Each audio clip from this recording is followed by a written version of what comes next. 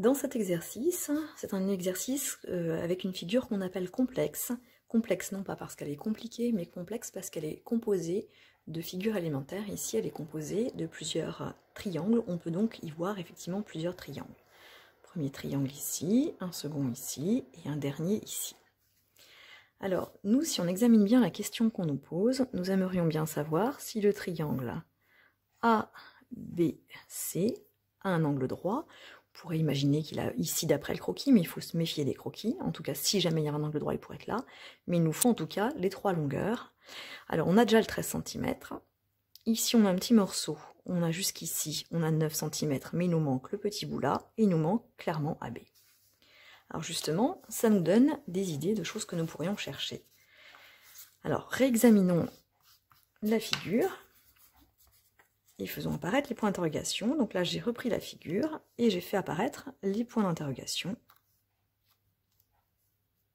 que nous venions de mettre avant.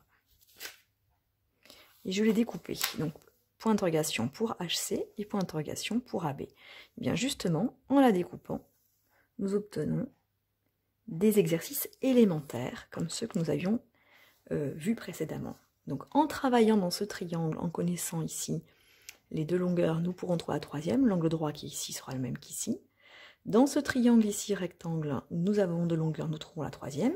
Et puis nous venons de dire que dernier travail sera dans le grand triangle là, que je reproduis ici. Donc je sais déjà qu'il y a 13 cm. Et puis je vais pouvoir compléter avec la longueur AB, quand je l'aurai, je la mettrai ici. Et la longueur HC, alors je sais que j'ai un petit bout jusqu'ici, j'ai 9, et il me manquera le petit bout ici. Là, nous venons de faire la partie du travail qui est la plus difficile. Nous venons de nous préparer un plan de travail et il ne nous reste plus, ici, qu'à faire les exercices élémentaires qui ont été présentés précédemment. Je fais apparaître la rédaction, alors assez succincte parce que normalement je devrais dire comme j'ai un angle droit d'après le théorème de Pythagore, je peux écrire l'égalité. Donc il manque de signaler qu'on a bien un angle droit. Nous avons le grand carré, l'aire du grand carré qui est égal à la somme des deux autres. En remplaçant, nous allons trouver AB égale 15 cm.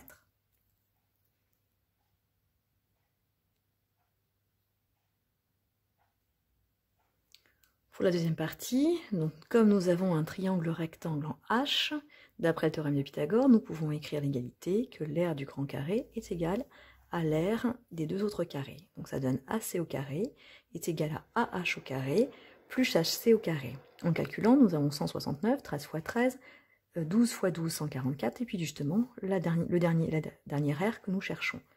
Elle est égale à 25, puisque nous avons ici une addition à trous, nous faisons 169 moins 144, et de l'aire qui est égale à 25 cm², nous trouvons la longueur qui est égale à 5 cm².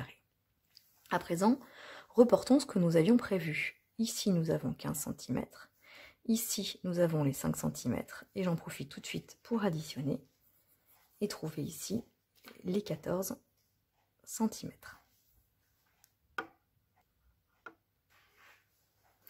Alors, dans ce triangle, comme le côté le plus grand est le côté AB, s'il devait y avoir un angle droit, en fait, il se situerait ici.